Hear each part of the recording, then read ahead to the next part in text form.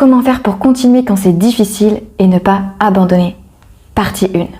L'exemple du jour, ce qui m'a permis de ne pas abandonner mes études. Pour te donner un peu le contexte, en ce moment je suis en master de psychologie, c'est une reprise d'études et cumulée avec ce que j'ai fait avant, j'en suis à ma 9e année d'études et il m'en reste encore une pour avoir le diplôme. Alors j'adore apprendre, je suis d'ailleurs une autodidacte, je lis plein de trucs, j'écoute plein de trucs, je fais plein de formations. Mais je t'avoue que l'université, j'en ai un petit peu marre. Et là, je l'ai senti il y a quelques mois. À ce moment-là, pour ne pas abandonner et me rebooster, je me suis dit 2 choses.